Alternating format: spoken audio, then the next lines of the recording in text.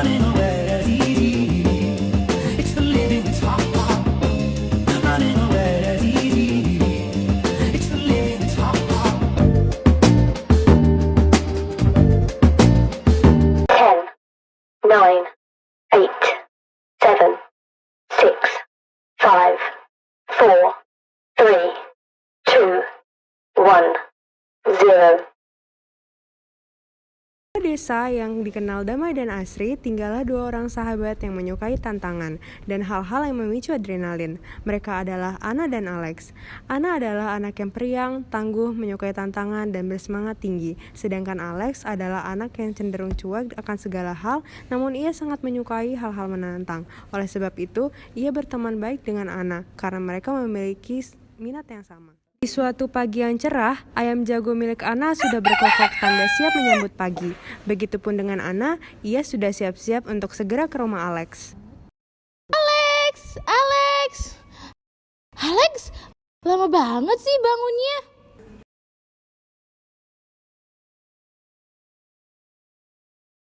Ada apa sih? Ganggu orang tidur aja. Ini kan masih pagi buta. Dasar tukang tidur.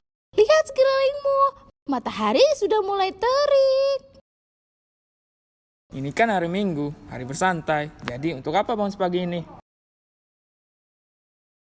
Jangan malas-malesan, walaupun ini hari Minggu, tapi tetap tidak boleh bermalas-malasan. Lagi pula kan setiap minggu aku selalu datang ke sini. Tapi kan aku masih mengantuk. Aku juga butuh waktu tidur yang cukup walaupun di hari libur. Memangnya semalam kamu sesibuk apa sampai tidak memiliki waktu tidur yang cukup? Pasti begadang ya untuk bermain video game. Siapa bilang aku bermain video game? Aku sedang melakukan penyelidikan. Penyelidikan? Memangnya kamu seorang detektif? Sudah, jangan berbohong. Bermain video game itu sangat menyita waktu jika kita tidak pandai mengatur waktu. Oleh karena itu, jangan mudah terkontrol oleh sesuatu, apalagi game. Justru kamulah yang harus mengontrol diri. Perlu aku katakan berapa kali? Aku tidak bermain video game. Gak percaya banget sih. Kalau kamu memang benar-benar melakukan penyelidikan, apa yang kamu sedang selidiki? Jadi begini, aku sedang melakukan penyelidikan tentang mitos yang dari dulu ramai diperbincangkan orang-orang di desa kita. Mitos? Memang ada mitos apa di desa kita? Aku belum pernah mendengar satupun. Tentu saja kamu belum pernah mendengarnya. Kita masih anak-anak. Dari yang aku dengar, para orang dewasa menyembunyikan hal ini dari anak-anak. Mengapa mereka menyembunyikan hal itu dari kita? Dan hal apa yang mereka sembunyikan dari kita? Memangnya apa yang terjadi kalau kita mengetahui hal itu? Dan kenapa kamu bisa mengetahui hal itu? Jangan serbu aku dengan 1000 pertanyaan gitu. Sabar, tunggu aku menjelaskannya satu persatu. Apa itu? Aku ingin... Jangan memotong orang kalau sedang berbicara. Bagaimana bisa aku menjelaskan kalau kamu terus berbicara? Jadi, di desa kita ada sebuah mitos yang mengatakan bahwa di desa ini terdapat monster-monster yang jahat dan telah memakan banyak korban. Tetapi mereka tinggal di dalam gua yang gelap dan menyeramkan yang ada di dalam hutan. Aku tidak percaya. Yang benar saja. Mungkin itu hanya gosip belaka buatan warga desa. Aku tidak memaksamu untuk percaya perkataanku. Aku pun awalnya juga sama sepertimu. Aku meragukan hal ini. Tapi karena Kuro yang memberitahuku tentang ini, itu membuatku sedikit ketakutan setelah mengetahuinya. Ya kan, orang yang sangat baik dan sangat bisa dipercaya. Ia juga tidak pernah membuat keonaran di desa kita. Kuro pun sangat populer di desa kita karena kebaikannya dan sifatnya yang suka menolong orang-orang di desa. Jadi aku pun mulai mempercayainya dan sangat khawatir.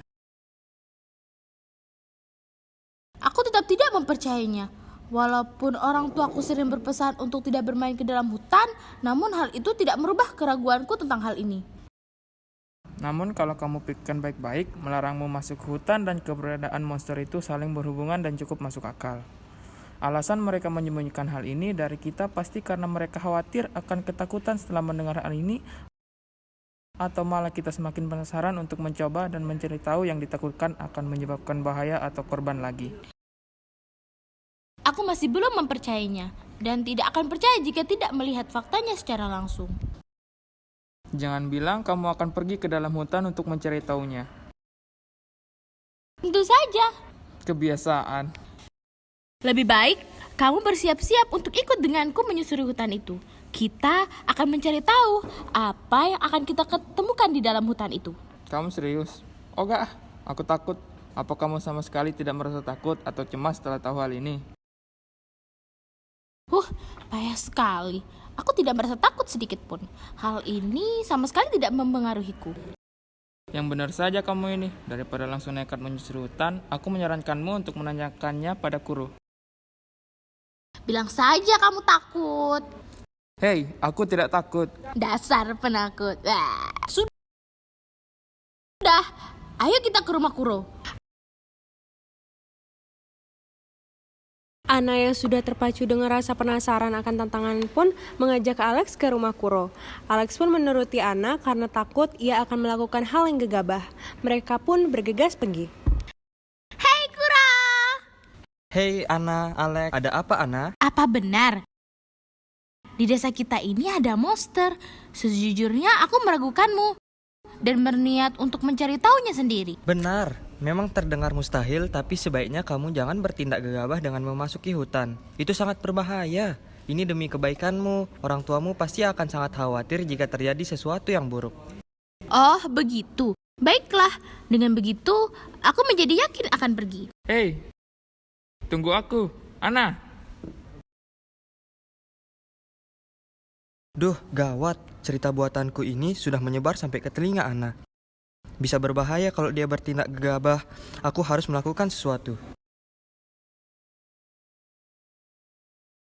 Ana dan Alex pun saat itu juga langsung menuju hutan tanpa pikir panjang. Sesampainya di hutan, tiba-tiba suasana hutan berubah menjadi suram dan sunyi.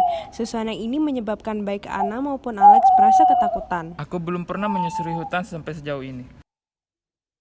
Ternyata ini lebih menyeramkan daripada yang aku bayangkan. Kita sudah sejauh ini. Lebih baik kita pulang dengan menemukan sesuatu. Shh, jangan berisik Lex. Lihat apa yang ada di depan sana. Monster, ada monster di depan sana. Munculan dua monster di depan mereka berdua sontak membuat mereka sangat ketakutan. Kaki dan badan mereka kaku seakan ada sesuatu yang menahan mereka berdua.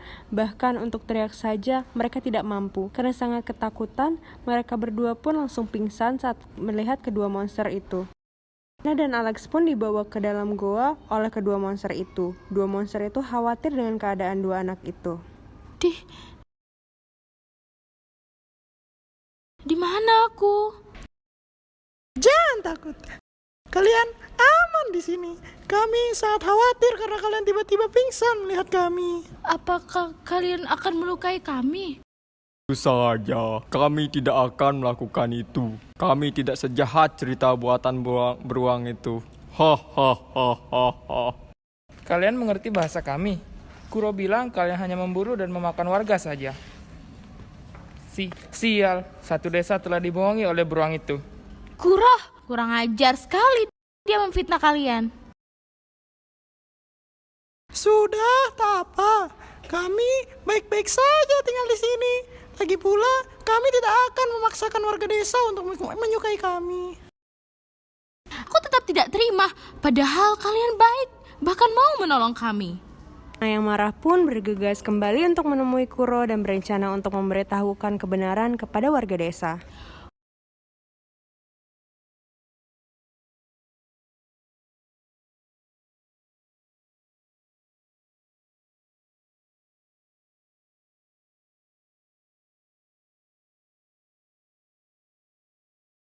Kuro, aku tahu selama ini kamu berbohong dan memanipulasi segalanya demi kepopulermu di desa ini. Apa kamu yakin dengan yang kamu bicarakan? Apa kamu sudah tidak peduli lagi dengan ayahmu? Apa yang kamu lakukan padanya? Jangan berbuat macam-macam. Anak-anakku, jangan khawatir. Lakukanlah apa yang harus kamu lakukan. Ayah percaya padamu. Sial, licik sekali.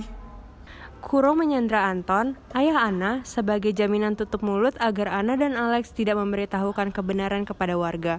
Namun, yang tidak diketahui oleh mereka, dua monster itu diam-diam mengikuti mereka karena khawatir akan kelicikan yang mungkin Kuro lakukan. Hentikan kegaduhan yang kamu lakukan, Kuro. Sudahi semua kebohonganmu itu. Gawat, mereka sudah sampai ke desa sini. Kalau begitu, aku akan kabur. Mau kemana? Jangan kabur sebelum menghadapi kami dan semua kebohonganmu sendiri. Dua monster itu pun memberikan pelajaran kepada Kuro hingga ia menerima ganjaran yang sepadan dengan yang ia lakukan. Karena rasa malu yang sudah tak tertahankan, Kuro pun kabur dari desa sebelum diusir oleh warga. Sejak saat itu, ia tak pernah kembali. Walaupun kalian tampak menyeramkan, tapi kalian sangat baik dan peduli dengan keselamatan kami. Terima kasih kalian berdua. Kami telah memberitahukan warga desa tentang fakta di balik semua ini, dan mereka semua menerima kalian di desa kami. Kalian boleh tinggal jika mau. Terima kasih tawarannya, anak-anak. Tetapi kami melakukan semua ini karena kami merasa hal ini harus untuk dilakukan. Dan kami sama sekali tidak mengharapkan imbalan apapun. Sesungguhnya tawaran ini sangat berarti bagi kami. Tetapi kami sudah nyaman tinggal di tempat tinggal kami sekarang.